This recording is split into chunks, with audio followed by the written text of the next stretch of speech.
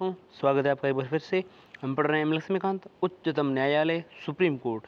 जैसा कि हमने जाना कि भारतीय संविधान में जो उच्चतम न्यायालय हैं वो अमेरिका की तरह नहीं है। अमेरिका में जो है सेंटर में अलग न्यायालय की व्यवस्था है और केंद्र में अलग है, और मतलब स्टेट में अलग हैं। लेकिन भारत में जो है अमेरिका की संविधान के विपरीत भारतीय संविधान में एकीकृत न्याय प्रणाली है। इसके बारे में विस्तार से हमने जाना कि ये 1935 के साथ भारत शासन अधिनियम से अपनाई गई है, और इसकी स्थापना 28 जनवरी 1950 को जो भारतीय न्याय व्यवस्था जो वर्तमान में है उसकी 28 जनवरी 1950 को उद्घाटन हुआ। और संविधान में भाग संख्या 5 में 124 से 147 तक इसके गठन, स्वतंत्रता, न्यायिक क्षेत्र, शक्तियाँ, प्रक्रिया, उल्लेख, उन सब का यहाँ उल्लेख किया हुआ है। फिर इसकी संरचना के संदर्भ में जाना तो वर्तमान में 34 न्यायाधीश हैं, एक मुख्य न्यायाधीश, 33 अन्य न्यायाधीश। 2019 में सरकार ने 31 बढ़ा करके 34 कर दिया था, और ये संख्या जो है धीरे धीरे बढ़ी है। जब ये स्थापित हुआ उस समय 8 न्यायाधीश थे, 7 और 1, ठीक। फिर 1956 में जो है 10 कर दिए गए, 2 और 9 और 1। 60 में 13 कर दिए गए, 12 और 1। 77 में 17 कर दिए गए, 77 में 17 कर दिए गए, 16 और 1। 86 में 25 कर दिए गए, 24 और 1। 2008 में 30 कर दिए गए, 1 और 29 और 1। और 2019 में 33 कर दिए गए, 32 और 1। इस प्रकार से ये संख्याएँ रही हैं। अब न्यायाधीशों की नियुक्ति के बारे में कहा जाए तो नियुक्ति जो है, जैसा कि मैंने जिक्र किया, इस पर विस्तार से चर्चा की कि इसकी जो नियुक्ति है वो सुप्रीम कोर्ट के जज जो हैं उसकी जो अपॉइंटमेंट है उसकी अपॉइंटमेंट प्रेसिडेंट करता है। इंडिया का प्रेसिडेंट जो है वो करता है सुप्रीम कोर्ट के जज की अपॉइंटमेंट, ठीक। और जो चीफ जस्टिस ऑफ इंडिया है या मुख्य न्यायाधीश जो है उसकी अपॉइंटमेंट राष्ट्रपति अन्य जितने भी जजेज हैं एवं हाई कोर्ट के जो जजेज हैं उनकी एडवाइस के बाद करता है। इसी तरह से अन्य जो जजेज हैं उनकी अपॉइंटमेंट भी होती हैं, इसी तरह से होती है जिस तरह से चीफ जस्टिस की हो जाएगी, ठीक है। सुप्रीम कोर्ट में इस तरह से हो जाती है अपॉइंटमेंट। फिर जो चीफ जस्टिस है उसके अतिरिक्त जो हैं अन्य जजेज उनकी अपॉइंटमेंट जो हैं उनकी अपॉइंटमेंट मुख्य न्यायाधीश यानी चीफ जस्टिस के परामर्श यानी उसकी एडवाइस के बाद होती है। परामर्श आवश्यक हैं। परामर्श पर विवाद हैं तो जैसा कि मैंने बताया, परामर्श शब्द की जो है सुप्रीम कोर्ट ने अलग अलग डेफिनेशन दी हैं। 1982 में जो पहला केस जो सामने आया था उसमें सुप्रीम कोर्ट ने कहा कि परामर्श या जो शब्द है यहाँ पर, उस परामर्श का मतलब सहमति नहीं है, केवल विचारों का आदान प्रदान है। जबकि सेकंड न्यायाधीश मामला, द्वितीय न्यायाधीश मामला 1993 का जो है 1982 के 9 साल बाद ठीक ये मामला सामने आया। 1982 में प्रथम बार जो सुप्रीम कोर्ट है उसने कहा कि परामर्श का मतलब सहमति नहीं, केवल विचारों का आदान प्रदान है। जबकि 1993 में कहा कि सहमति है, ठीक। बात पहले की बदल दी। इसी तरह से जो हैं जजेस जो हैं उसकी अपॉइंटमेंट होती हैं, और अपॉइंटमेंट के मामले में सुप्रीम कोर्ट के जो चीफ जस्टिस है उसके द्वारा दी गई जो एडवाइस है वो प्रेसिडेंट को मानना कंपलसरी है। लेकिन चीफ जस्टिस को ये एडवाइस अपने दो अनुभवी या दो वरिष्ठतम सहयोगियों, दो अपने जो जजेज होते हैं, ठीक, उन जजेस की सहायता से, दो सहयोगियों, वरिष्ठ सहयोगियों से विचार विमर्श उनसे डिस्कस करने के बाद में उनको एडवाइस देनी चाहिए। ये मामला था, ठीक है। लेकिन थर्ड जो केस सामने आया 1998 में देखा गया, उसमें ये कह दिया गया कि दो वरिष्ठतम से काम नहीं चलेगा, ठीक है। दो काम नहीं चलेगा, दो से ज़्यादा करने पड़ेंगे, ठीक। परामर्श प्रक्रिया को मुख्य न्यायाधीशों की बहुसंख्यक न्यायाधीशों की विचार प्रक्रिया के तहत माना गया। मतलब ये है कि केवल भारत के मुख्य न्यायाधीश का एकल मत ही परामर्श प्रक्रिया को पूर्ण नहीं करता है। यानी कि इंडिया का जो चीफ जस्टिस है उसका उस अकेले का, यानी उसका जो अकेले का जो विचार है, अकेले का जो मत है, मोनो वोट जो कहते हैं, तो वो अकेले का परामर्श जो है पूरी प्रक्रिया को पूर्ण नहीं करता, उसकी प्रोसीजर को कंप्लीट नहीं करता है। इसलिए उसे 4 जो हैं जजेस से एडवाइस लेनी पड़ेगी, उनसे कन्वर्सेशन करना पड़ेगा, उनसे डिस्कस करना पड़ेगा। इनमें से अगर 2 का भी मत, इनमें से अगर मान लो 2 जजेज are against, if 2 judges are against, then the advice will not be compulsory to follow या to obey, ठीक, मतलब ये समझ रहे हैं कि अब न्यायाधीशों की सलाह के बाद जो भेजी गई सिफारिश है उसमें से 2 मान लो सामने है और 2 सहयोग में हो गए, तो कुल मिलाकर 3 अगर हैं तो भी सरकार को सिफारिश भेज नहीं सकती, और ऐसी सिफारिश पर सरकार जो है मनन करे ज़रूरी नहीं है। अब मैं आपको बताता हूँ 99th कॉन्स्टिट्यूशनल अमेंडमेंट 2014, न्यायाधीश नियुक्ति आयोग 2014 के सर्वोच्च न्यायालय और उच्च न्यायालय के न्यायाधीशों की नियुक्ति के लिए बने कॉलेजियम प्रणाली को एक निकाय राष्ट्रीय न्यायिक नियुक्ति आयोग NJAC national judicial appointments commission जो है बना, उसको प्रतिस्थापित किया था NJAC से। लेकिन वर्ष 2015 में सुप्रीम कोर्ट ने इस एक्ट को और NJAC दोनों को ही गैर कॉन्स्टिट्यूशनल अनकॉन्स्टिट्यूशनल एक्ट और अनकॉन्स्टिट्यूशनल मतलब संविधान संशोधन यानी अमेंडमेंट जो अनकॉन्स्टिट्यूशनल बताया, और रिजल्ट में हुआ ये कि कॉलेजियम जो प्रोसीजर जो थी वो फिर से एक्टिव हो गई। और सुप्रीम कोर्ट पर निर्णय जो है, सुप्रीम कोर्ट पर निर्णय में आया 4th जजेज केस 2015। 4th जजेज केस क्या है उसको ज़रूर से देखिएगा। 4th जजेज केस 2015 का ज़रूर देखिएगा। अब सुप्रीम कोर्ट जो है या जो कोर्ट जो है उस कोर्ट ने विचार केंद्र आर्थिक नई प्रणाली यानी विचार उसमें केंद्र में हो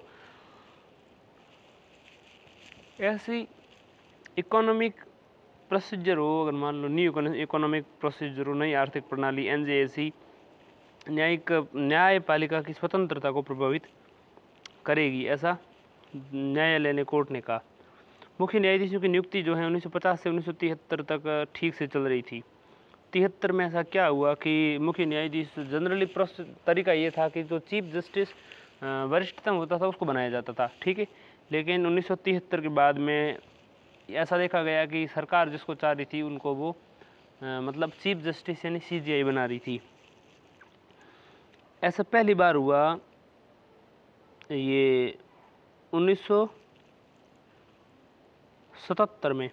77 में AU बेग को वरिष्ठतम व्यक्ति के बतौर मुख्य न्यायाधीश बना दिया गया, ठीक। ऐसा एक 1973 में हो चुका है, 1977 में दूसरी बार हुआ है। 1973 में AN राय जो है उसको शैलट हेगड़े और ग्रोवर की जगह बना दिया गया। 3 मुख्य न्यायाधीश बैठे थे बनने लायक मतलब वरिष्ठ लोग, लेकिन उनकी बजाय जो है AN रॉय को बना दिया गया 1973 में। तो उन तीनों ने क्या कर दिया, सुप्रीम कोर्ट में या न्यायाधीश रहते हुए उन्होंने त्याग पत्र दे दिया, ठीक। 1977 में AU बेग जो हैं उन्होंने खन्ना साहब तब बनने थे, लेकिन खन्ना साहब की जगह AU बेग बना दी। तो खन्ना साहब ने क्या किया, 1977 में त्याग पत्र दे दिया। वरिष्ठतम व्यक्ति के बतौर मुख्य न्यायाधीश बनाया गया। तो सरकार इस डिसीजन जो है उससे जो फ्रीडम है वो सुप्रीम कोर्ट की जो फ्रीडम है वो नष्ट होती हैं। और दूसरे न्यायाधीश मामले 1993 में 73 में ऐसा हुआ, उसके 20 साल बाद पहली बार 1973 में उसका 20 साल बाद सुप्रीम कोर्ट ने ये जजमेंट दिया कि सुप्रीम कोर्ट के चीफ जस्टिस को भारत का मुख्य न्यायाधीश होना चाहिए, मतलब वरिष्ठतम न्यायाधीश को ही मुख्य न्यायाधीश बनाया जाना चाहिए, फालतू की झंझटमारी होनी नहीं चाहिए। अर्हताएँ, शपथ और वेतन देखें तो अर्हताएँ में भारत का नागरिक होना चाहिए और न्यायालय से कम 5 साल के लिए जज होना चाहिए हाई कोर्ट से, अन्यथा 10 साल के लिए क्या होना चाहिए, एडवोकेट होना चाहिए, ठीक है, किसी भी न्यायालय में या कुल मिला करके। और राष्ट्रपति के मत में उसे सम्मानित न्यायवादी होना चाहिए। इससे स्पष्ट है कि संविधान में उच्चतम न्यायालय के न्यायाधीश की नियुक्ति के लिए न्यूनतम आयु का उल्लेख यहाँ पर है नहीं। शपथ क्या ले जाते हैं कि भारत के संविधान के प्रति सच्चा निष्ठा रखूंगा, भारत के अखंडता की तरफ अक्षुण्ण रखूंगा, पूरी योग्यता और ज्ञान विवेक से अपने पद का कर्तव्य गैर पक्षपात कर बिना पालन करूंगा और संविधान विधियों की मर्यादा बने रखूंगा, इस तरह का प्रतिज्ञा लेता है, ठीक है। वेतन भत्तों की बात करें तो सुप्रीम कोर्ट के जो जजेज होते हैं उनका वेतन, उनकी सैलरी, उनके भत्ते, उनके जो स्पेशल राइट्स होते हैं, विशेषाधिकार होते हैं, उनकी जो छुट्टियां होती हैं, हॉलीडेज जो होते हैं, उनकी जो पेंशन होती हैं, उनका निर्धारण समय समय पर संसद द्वारा किया जाता है, ठीक। वित्तीय आपातकाल के दौरान इनको कम किया जा सकता है। 2018 में मुख्य न्यायाधीश का वेतन प्रति माह 1 लाख रुपये से बढ़कर 2,80,000 2,80,000 रुपये प्रति माह कराया और अन्य न्यायाधीशों का वेतन जो है 90,000 से 2.5 लाख कर दिया गया। 18 में वेतन परिवर्तन किया गया और 1 लाख से 2,80,000 कर दिया गया चीफ जस्टिस का, और अन्य का कर दिया गया 90,000 से 2,50,000। ठीक, इसके अलावा अन्य वेतन भत्ते भी दिए जाते हैं, जैसे निःशुल्क आवास हैं, अन्य सुविधाएं हैं, चिकित्सा हैं, कार हैं, टेलीफोन है आदि भी हैं। ठीक है, सेवानिवृत्त मुख्य न्यायाधीश और अन्य न्यायाधीशों की पेंशन उनके अधिक माह के वेतन का 50% निर्धारित है। कार्यकाल और निष्कासन देखें तो कार्यकाल का निष्कासन का मतलब है संविधान में उच्चतम न्यायालय के न्यायाधीशों का कार्यकाल तय नहीं किया गया। हालांकि इस संबंध में निम्नलिखित 3 उपबंध किए गए हैं। 65 वर्ष की आयु तक पद पर बना रह सकता है और उसके किसी मामले में प्रश्न उठाने पर संसद द्वारा स्थापित संस्था इसका निर्धारण करेगी। ठीक है, और राष्ट्रपति को लिखित त्याग पत्र दे सकता है। संसद की सिफारिश पर राष्ट्रपति द्वारा उसे पद से हटाया भी जा सकता है। न्यायाधीशों का हटाना जो है इंपॉर्टेंट है, थोड़ा ध्यान दीजिएगा। राष्ट्रपति के आदेश के द्वारा सुप्रीम कोर्ट के जो जज हैं उसको अपने पद से हटाया जा सकता है। राष्ट्रपति यानी प्रेसिडेंट जो है ऐसा तब कर सकता है जब इस प्रकार हटाए जाने हेतु जो पार्लियामेंट है उसी द्वारा उस सत्र में पार्लियामेंट द्वारा उसी सत्र में उस सेशन में ऐसा संबोधन किया गया हो। ठीक है, ऐसा हटाने ये तो संबोधन हो चुका है एक बार, मुझे ऐसा लगता है संबोधन वैसा हो चुका है। अब मैं आपको वो दिखा देता हूँ अगर इस तरह की परिस्थिति कभी पैदा हुई है और हटाने की बात हुई है। ठीक है, तो इस तरह की परिस्थिति अभी तो हुई नहीं है। न्यायाधीशों को हटाने संबंधी एक प्रस्ताव लोकसभा विघटित होने पर समाप्त नहीं होगा। मतलब ये है कि लोकसभा मान लो अगर विघटित हो भी जाती है ना, तो भी न्यायाधीशों के हटाने से संबंधित जो प्रस्ताव हैं वो भंग नहीं होता है। जैसे पुनः लोकसभा गठित होगी तो वो काम करने लगेगा।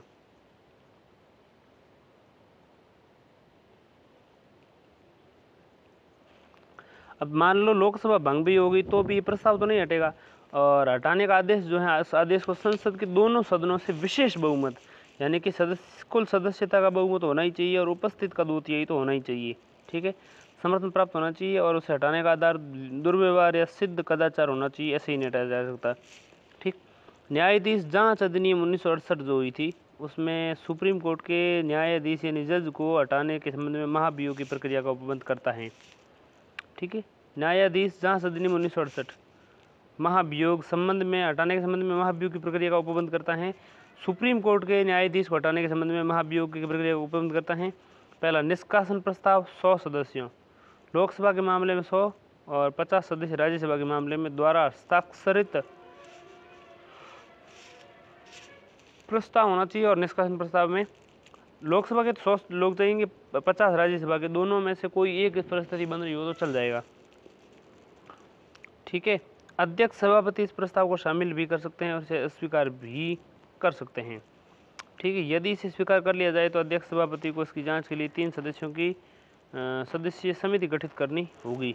ठीक, समिति में शामिल होगा कौन? मुख्य न्यायाधीश या उच्चतम न्यायालय का कोई न्यायाधीश। ठीक, किसी उच्च न्यायालय का मुख्य न्यायाधीश, इसके अलावा प्रतिष्ठित न्यायाधीश, न्यायवादी, तो ये न्यायाधीश तो जजेस शामिल होते हैं। इसके अलावा समिति न्यायाधीश को दुर्व्यवहार का दोषी असक्षम पाती हैं तो सदन इस पर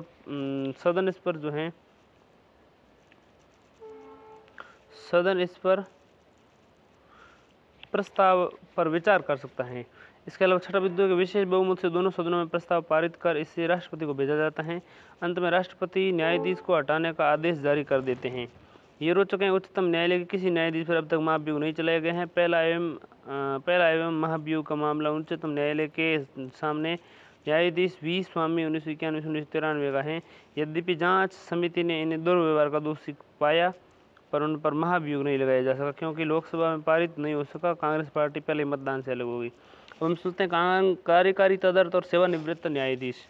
ठीक, तो एक तो जो वर्किंग में कोई भी मुख्य न्यायाधीश है वो जज जो है वो चीफ जस्टिस। ठीक, और राष्ट्रपति जो है प्रेसिडेंट किसी न्यायाधीश को भारत के सुप्रीम कोर्ट का कार्यकारी मुख्य न्यायाधीश मुख्य जज नियुक्त कर सकता है, जबकि मुख्य न्यायाधीश का पद जो है रिक्त होना चाहिए। अस्थायी रूप से मुख्य न्यायाधीश अनुपस्थित होना चाहिए तब कर सकता है। इसके अलावा मुख्य न्यायाधीश अपने दायित्वों के निर्वहन के लिए असमर्थ हो तब करना चाहिए। ठीक, तदर्थ समिति, कार्यकारी मुख्य समिति तो समझ ली। तदर्थ समिति क्या है? जब कभी फोरम पूरा करने के लिए कोरम सॉरी जब कभी कोरम पूरा करने के लिए स्थायी न्यायाधीशों यानी जजेज की जो संख्या है वो न्यून है, कम है, तो भारत का चीफ न्यायाधीश यानी मुख्य जज जो है किसी हाई कोर्ट जो है किसी हाई कोर्ट के किसी न्यायाधीश को अस्थायी काल के लिए सुप्रीम कोर्ट में तदर्थ न्यायाधीश नियुक्त कर सकता है। ठीक है, ऐसा वह संबंधित हाई कोर्ट के जो जज हैं चीफ जज जो है उसके परामर्श एवं राष्ट्रपति की पूर्ण मंजूरी के बाद ही कर सकता है। इस पद पर नियुक्त व्यक्ति के पास उच्चतम न्यायालय के न्यायाधीश की अर्हताएं होनी चाहिए। तदर्थ न्यायाधीश के पद पर नियुक्त होने वाले व्यक्ति को अन्य दायित्वों की तुलना में उच्चतम न्यायालय के न्यायाधीशों के दायित्वों में ज़्यादा वरीयता देनी होगी। इस दौरान उसे उच्चतम न्यायालय के न्यायाधीशों की पूर्ण न्याय निर्णयन शक्तियाँ विशेष अधिकार प्राप्त होते हैं। अब हम बात करते हैं सेवानिवृत्त न्यायाधीश। किसी भी समय भारत का मुख्य न्यायाधीश chief justice of India CJI उच्चतम न्यायालय या उच्च न्यायालय के सेवानिवृत्त न्यायाधीश से अल्पकाल के लिए उच्चतम न्यायालय में कार्य करने के लिए अनुरोध प्राप्त कर सकता है। ऐसा संबंधित व्यक्ति राष्ट्रपति की पूर्व अनुमति के बिना ही अनुमति के ही किया जा सकता है। ऐसा न्यायाधीश राष्ट्रपति द्वारा निर्धारित भत्तों का उपयोग करने योग्य होता है। वह उच्चतम न्यायालय के अन्य न्यायाधीशों की तरह न्याय निर्णयन शक्तियाँ विशेष अधिकारी होगा, परंतु वह उच्चतम न्यायालय का न्यायाधीश नहीं माना जाएगा। ठीक है, इस बात का ध्यान रखिएगा। स्थान और प्रक्रिया की बात करें तो संविधान ने उच्चतम न्यायालय का स्थान दिल्ली घोषित किया, लेकिन मुख्य न्यायाधीश चीफ जस्टिस को यह अधिकार है कि उच्चतम न्यायालय का स्थान कहीं और निर्धारित करे, लेकिन ऐसा निर्णय वह अब राष्ट्रपति की पूर्व सहमति के बाद ही ले सकता है। ये व्यवस्था वैकल्पिक है, न कि अनिवार्य। इसका अर्थ ये हुआ कि कोई भी न्यायालय, कोई भी कोर्ट जो है न तो प्रेसिडेंट को और न ही चीफ जस्टिस को निर्देश दे सकता है कि वो सुप्रीम कोर्ट की पीठ को कहीं और स्थापित कर सके। ठीक है, अब न्यायालय की प्रक्रिया देख लीजिए। सुप्रीम कोर्ट राष्ट्रपति की मंजूरी के बाद न्यायालय की प्रक्रिया और संचालन हेतु नियम बना सकता है। संवैधानिक मामलों एवं संदर्भों को प्राप्त करके अनुच्छेद 143 के तहत काम किया जा सकता है, 143 बनाया जा सकता है।